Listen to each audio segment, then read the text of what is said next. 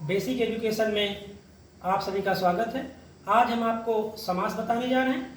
ये समास आप किसी भी क्लास के लिए, किसी भी कंपटीशन क्लास के लिए, चाहे यूपी टेट हो, टेट हो, यहाँ तक कि आप जो है यूपी पीसीएस तक के भी समास के क्वेश्चन आप सॉल्व कर पाएंगे। जस्ट हम आते हैं अपने क्लास पर। आज हम पढ़ाते हैं आपको समास। देखते हैं भाई, समास जो हमारे पास है, समास सामान्यतः जो है ये 6 प्रकार के होते हैं, और होते तो 4 प्रकार, लेकिन मैं सामान्यतः 6 प्रकार पढ़ाऊंगा क्योंकि यही आपके पेपर में आते हैं। थोड़ा मेरी परिभाषा अलग टाइप की रहेगी। पहले मैं 6 समास हैं: अव्ययीभाव समास, तत्पुरुष समास, द्विग समास, कर्मधारय समास, द्वंद्व समास, बहुब्रीहि समास। अब एक एक को हम लेके चलेंगे। तो हम यहाँ पे देखते हैं, पहले है अव्ययीभाव समास। अव्ययीभाव समास वह समास होता है जिसका पहला पद अव्यय हो। अब ये अव्यय क्या होता है? तो अव्यय वो शब्द होता है जिसके लग जाने से किसी भी शब्द का अर्थ बदल जाता है, भाव बदल जाता है। वो मैंने शब्द लिखा।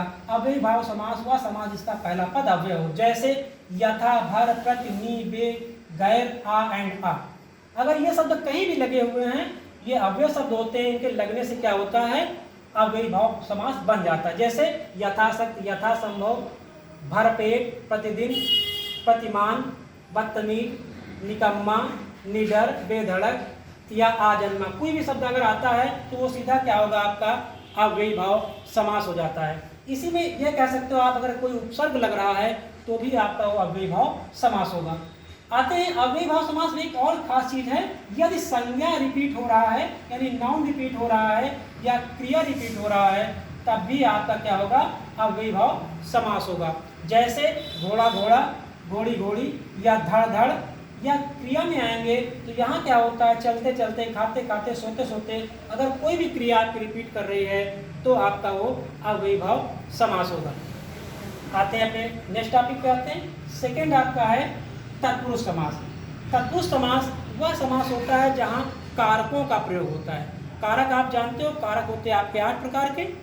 तो तत्पुरुष समास वह समास होता है जिसमें कारकों का प्रयोग होता है, लेकिन कर्ता ने और संबोधन हे भो अरे को छोड़ करके अगर किसी कारक का प्रयोग होता है तो वो आपका तत्पुरुष समास होगा। जैसे कुछ एग्जाम्पल देखते हैं। स्वर्ग प्राप्त, तुलसीकृत, गो दक्षिणा, विधान परिषद, अन्नदाता, श्रमदान, आप बीती, मुनि श्रेष्ठ। इसी में तो थोड़ा टफ क्वेश्चन वो बनाएंगे। तो कैसे बनाएंगे? आएगा ये कौन सा तत्पुरुष है। जैसे हमने लिखा तुलसीकृत, तो तुलसी के द्वारा कृत। हमने लिख दिया जो है गुरु दक्षिणा, तो गुरु की दक्षिणा, तो काके की लग गया तो अधिकरण हो जाएगा। अगर लिखा तुलसी कृत, तुलसी के द्वारा कृत, तो ये जो आपका कारक आते हैं, जो कारक का आगे लगा देंगे और आपका तत्पुरुष समास हो जाएगा। तो देखते हैं, खाली 2 बात याद रखेंगे। कारक में कर्ता, जो तत्पुरुष है आपका, उसमें कर्ता और संबोधन का प्रयोग न करके अगर किसी भी कारक का प्रयोग होता है तो सीधा आपका होगा तत्पुरुष समास। आते हैं द्विग समास।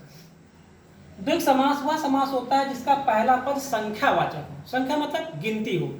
द्विग समास वह समास है जिसका पहला पद गिनती हो या संख्यावाचक हो। तो वहां पर द्विग समास होता है। जैसे तिराहा है, चौराहा है, त्रिभुज है, चतुर्भुज है, पंचभुज है, नवग्रह है, कहीं पर भी अगर गिनती आ जाती है तो वो सीधा क्या होगा? आपका द्विग समास कहलाता है। क्या होगा? आपका द्विग समास कहलाता है। मतलब पहला पद क्या हो? गिनती आ जाए। इसी प्रकार आता है कर्मधारय समास। कर्मधारय समास वह समास होता है जिसका पहला पद विशेषण हो, यानी एडजेक्टिव। अब विशेषण एडजेक्टिव होगा मतलब क्या करेगा? अच्छाई बताएगा, बुराई बताएगा, गुण बताएगा, दोष बताएगा या रंग बताएगा। तो वही होती है इसकी विशेषता। अगर कर्मधारय में जो है पहला पद एडजेक्टिव है तो वो क्या होगा? सीधा कर्मधारय समास होगा। जैसे सज्जन, अच्छे लोग, दुर्जन, बुरे लोग, महाकवि, कवि की विशेषता बतला रहा, नराधम, तो ये क्या हो जाएगा? सद भावना जो है, श्याम। तो इसमें क्या होता है? पहला शब्द जो आ रहा है आपका वो एडजेक्टिव आ रहा है। ऐसे में क्या कहेंगे? इसको कर्मधारय समास हो जाएगा। देखते हैं इसके बाद आपका होता है द्वंद्व समास। द्वंद्व समास वह समास होता है जिसके दोनों पद प्रधान होते हैं और उसमें और या एंड का लोप होता है। जैसे इसमें दोनों पद कैसे प्रधान होते हैं? मैंने कहा माता पिता, तो माता और पिता दोनों अलग अलग हैं, दोनों का बराबर महत्व है, किसी का लोप नहीं किया जा सकता है। जैसे मैंने कहा दाल भात रोटी, तो दाल अलग है, भात अलग है, रोटी अलग है, तो किसी का लोप नहीं किया जा सकता है। जब किसी का लोप ना किया जा सके, दोनों का महत्व बराबर हो, तो वहां पर आपका द्वंद्व होगा। जैसे एग्जाम्पल लिखे हैं, माता पिता, दाल भात रोटी, सीताराम, सीता अलग हैं और राम अलग हैं। हाथ पैर, हाथ अलग है और पैर अलग है। 68, 8 अलग है, 60 अलग है। बहू बेटी, बहू अलग है, बेटी अलग है। अगर दोनों अलग अलग महत्व रखते हैं तो यहाँ पर आपका द्वंद्व समास होगा। लाते हैं लास्ट में अपने बहुब्रीहि समास। बहुब्रीहि समास वह समास होता है जिसके दोनों पद एडजेक्टिव होते हैं लेकिन वो किसी तीसरे की विशेषता बतलाते हैं। क्या करते हैं, वो किसी तीसरे की विशेषता को बतलाते हैं और इसमें क्या होता है, यह एक प्रकार का नाम होता है। क्या होता है, एक प्रकार का नाम होता है या यूं कहें रूढ़ योग शब्द होता है। पेपर में आता है रूढ़ योग शब्द, आप छांटिए।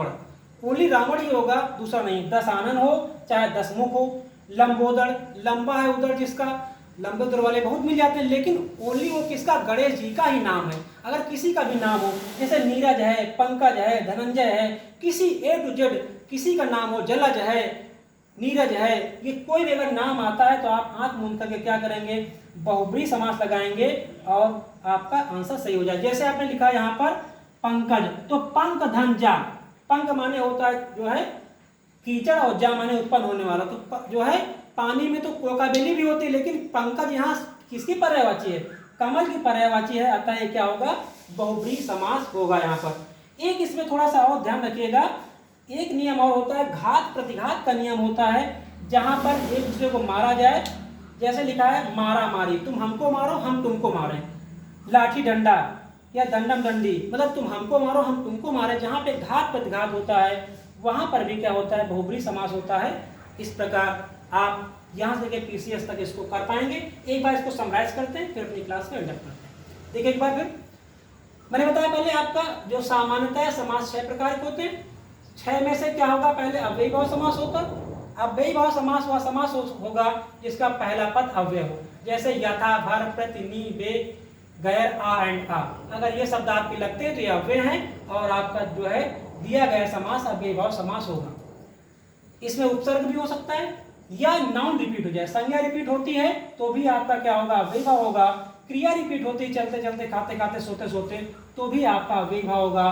तत्पुरुष समास में कर्ता, ने और संबोधन हे भव अरे को छोड़कर अगर किसी भी कारक का प्रयोग होता है तो सीधा सीधा आपका क्या होगा, तत्पुरुष समास होगा।